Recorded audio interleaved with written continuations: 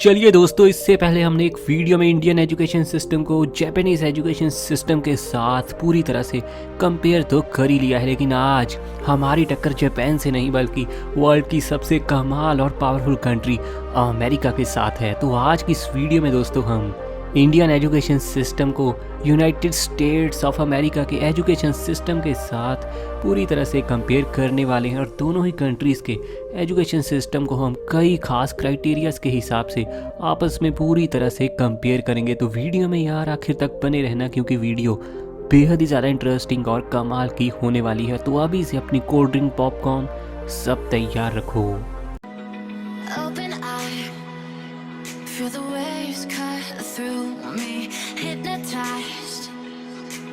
सबसे पहले दोस्तों हम बात करेंगे लिटरेसी रेट की। यूनाइटेड स्टेट्स की बात करें तो यहाँ का दोस्तों लिटरेसी रेट है लगभग 99.41%, यानी यहाँ के लगभग सभी लोग ही दोस्तों हाईली एजुकेटेड हैं। तो वहीं दूसरी तरफ अगर हमारे देश की बात करें तो यहाँ का दोस्तों लिटरेसी रेट है तकरीबन 75% के आसपास, यानी हर 100 लोगों के पीछे 25 लोग तो दोस्तों आज भी आपको इंडिया में ऐसे देखने को मिलेंगे जो पूरी तरीके से अनपढ़ हैं।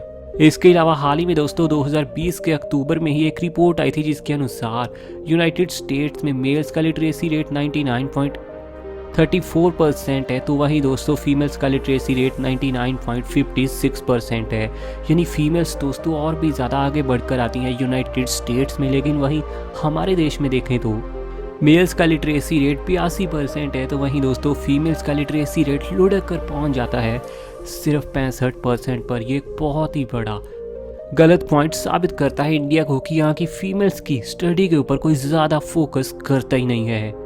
और उम्मीद करते हैं कि नई शिक्षा प्रणाली आने के बाद इंडियन फीमेल्स की जो लिटरेसी रेट है वो कम से कम 80% को तो टच कर ही जाए 2030 तक। चलिए दोस्तों अब थोड़ी बात करते हैं एजुकेशन बजट के बारे में। एजुकेशन बजट की दोस्तों बात करें तो अमेरिका हर साल अपनी टोटल जीडीपी का 6.2% हिस्सा सिर्फ एजुकेशन के काम पर ही खर्च करता है, तो वहीं दोस्तों हमारा इंडिया अपनी टोटल जीडीपी का 6% हिस्सा सिर्फ एजुकेशन के काम पर खर्च करता है। लेकिन गौर करने वाली दोस्तों ये भी बात है कि 6 महीने पहले तक तो इंडिया एजुकेशन पर सिर्फ 2.5% जीडीपी का ही उपयोग करता था, लेकिन दोस्तों अब ये बढ़ाकर 6% कर दी गई है न्यू एजुकेशन प्रणाली आने के बाद। चलिए दोस्तों आगे बढ़ते हुए अब हम थोड़ा बात करेंगे इंफ्रास्ट्रक्चर के ऊपर। इंफ्रास्ट्रक्चर में दोस्तों अमेरिका के स्कूल्स का रुतबा इंडिया के सामने बहुत ही ज़्यादा हाई लेवल का पहुंच जाता है, और इंडियन गवर्नमेंट स्कूल्स का रुतबा कितना ज़्यादा लो लेवल का है ये मुझे आपको ज़्यादा एक्सप्लेन करने की ज़रूरत ही नहीं है। अमेरिका के लगभग आपको हर एक गवर्नमेंट स्कूल में हर फैसिलिटी देखने को मिलेगी, चाहे स्पोर्ट्स की फैसिलिटी हो या फिर एजुकेशन के रिलेटेड ही कोई कमाल की फैसिलिटी क्यों ना हो। लेकिन दोस्तों इंडियन गवर्नमेंट स्कूल्स में स्पोर्ट्स की फैसिलिटी तो दूर की बात है, एजुकेशन की भी हर फैसिलिटी आपको बड़ी मुश्किल से मिलती है। ताज़ा रिपोर्ट जो कि अमेरिका के स्कूल्स के बारे में 2017 में आई थी, उसके अनुसार अमेरिका के लगभग 94% स्कूल्स में आपको पूरी तरह से बच्चों को पीने के लिए साफ़ पानी मिल जाएगा, तो वहीं दोस्तों बहुत ही ज़्यादा क्लीन जगह मिलेगी। लेकिन वहीं दोस्तों इंडिया के सिर्फ 23% ऐसे स्कूल थे जहां पर आपको साफ़ पानी मिलेगा और साथ ही साफ़ बैठने के लिए जगह। तो आप समझ सकते हैं दोस्तों कितनी ज़्यादा इम्प्रूवमेंट की ज़रूरत है इंडियन गवर्नमेंट स्कूल्स को। अब दोस्तों थोड़ी बात करते हैं एजुकेशन स्टाइल के ऊपर कि आखिर दोनों ही देशों में पढ़ाने का तरीका किस लेवल का है, किस तरह से बच्चों को शिक्षा दी जाती है। इंडिया की दोस्तों बात करें तो यहाँ पर अकेडमिक्स के ऊपर ज़्यादा ध्यान दिया जाता है, और इंडिया में हमेशा ये कहा जाता है कि एक पर्टिकुलर बुक को या फिर गाइड को अच्छे तरीके से रीड करो और इसको रट्टा मारने के बाद एग्जाम में अच्छे से आंसर लिख कर आना, तब तुम्हें अच्छे मार्क्स मिलेंगे। यह काफ़ी ज़्यादा दोस्तों बेकार सा सिस्टम लगता है, क्योंकि इस सिस्टम के चलते दोस्तों बच्चों की पूरी तरीके से क्रिएटिविटी ही नाश हो जाती है, यानी मर जाती है, क्योंकि दोस्तों उनको सिर्फ बुक में लिखा हुआ रट्टा मारना और उसके बाद उसी को कॉपी पेस्ट करने वाला काम करना है। इसके अलावा दोस्तों इंडिया के बहुत सारे बच्चे स्पोर्ट्स में अच्छे हैं, जैसे कि क्रिकेट में बहुत सारे बच्चे अच्छी हैं, साथ ही दोस्तों बहुत सारी लड़कियां टेनिस में काफ़ी ज़्यादा इंप्रेसिव होती हैं, साथ ही बहुत सारे बच्चे सिंगिंग में बहुत ही ज़्यादा कमाल के होते हैं, लेकिन उनको बचपन से कोई भी सपोर्ट नहीं करता। और इन सब चीज़ों को ना इंडिया में दोस्तों इतनी ज़्यादा वैल्यू तो बिल्कुल नहीं दी जाती। और इंडिया में सिर्फ उसी बच्चे को दोस्तों महान माना जाता है जिसके मार्क्स बहुत ही ज़्यादा हाई लेवल के आते हो, यानी अच्छे खासे मार्क्स आते हों। तो लॉजिकली सीधा पॉइंट की बात करें तो दोस्तों इंडिया में सिर्फ उसी बच्चे को महान माना जाता है जिसके मार्क्स बहुत ही ज़्यादा अच्छे आते हों, और मार्क्स के अलावा दूसरी किसी चीज़ की इंडियन एजुकेशन सिस्टम में वैल्यू नहीं है। वहीं दूसरी तरफ दोस्तों अमेरिकन एजुकेशन सिस्टम की बात की जाए तो ये काफ़ी ज़्यादा फ्लेक्सिबल है, और अमेरिका के एजुकेशन सिस्टम में हमेशा से थ्योरी पर कम और प्रैक्टिकल पर ज़्यादा फोकस रखा जाता है। यहाँ पर दोस्तों एकेडमिक्स के अलावा और भी बहुत सारी चीज़ों को बहुत ही ज़्यादा वैल्यू दी जाती है। अमेरिका में दोस्तों इंडिया की तरह आपको बहुत ज़्यादा कोई फोर्स नहीं करता कि आप एक पर्टिकुलर फील्ड में जाएं या फिर पर्टिकुलर सब्जेक्ट्स को ही चूज़ करें, और यहाँ के बच्चों को पूरी छूट मिलती है कि वो अपने पैशन को पूरी तरीके से फॉलो करें। जैसे कि स्पोर्ट्स में जाना हो तो वो जा सकते हैं, या फिर म्यूज़िक में जाना हो तो उसमें भी जा सकते हैं।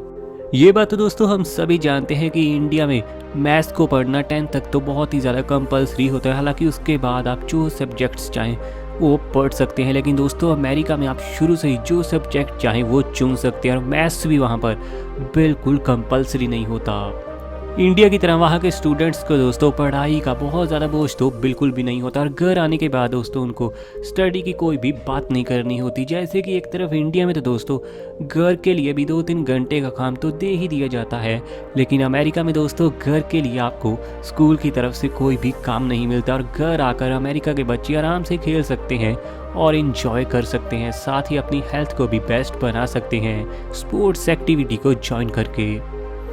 चलिए दोस्तों अब सिर्फ हम थोड़ी बात करते हैं अटेंडेंस परसेंटेज की, यानी दोनों ही देशों के बच्चे एवरेज तौर पर कितने दिन स्कूल जाते हैं। अगर दोस्तों हम पहले इंडिया की बात करें तो इंडिया के स्कूल्स की एवरेज जो अटेंडेंस होती है वो लगभग 55% है, यानी बहुत ही ज़्यादा कम। आधे दिन तो इंडियन स्टूडेंट्स छुट्टी पर यानी बंक पर ही रहते हैं। लेकिन वहीं दूसरी तरफ अमेरिका की दोस्तों अगर बात की जाए तो वहाँ पर ये एवरेज अटेंडेंस परसेंटेज पहुँच जाती है 90% पर, यानी वहाँ के बच्चे भी दोस्तों छुट्टी तो करते हैं, कभी कभार बंक तो मारते हैं, लेकिन इंडियन स्टूडेंट्स की तरह स्टडी के साथ कॉम्प्रोमाइज़ तो बिल्कुल नहीं करते।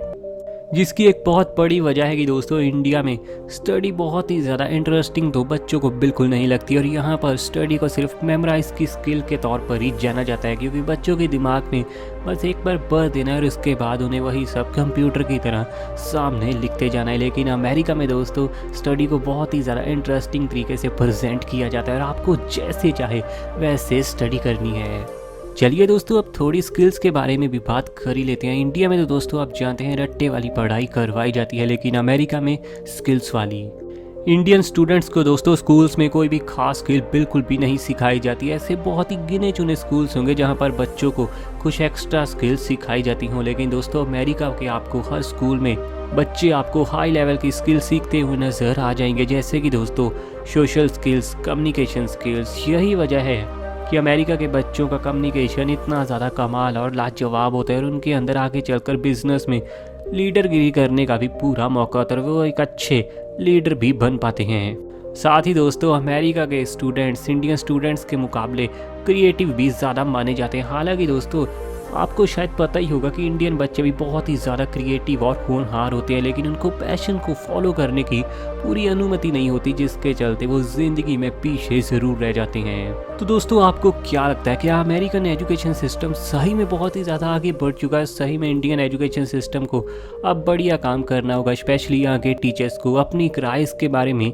नीचे कमेंट में ज़रूर बताना, और आपके लिए तो ऐसी वीडियोस डेली आनी है तो अभी यार चैनल सब्सक्राइब करो।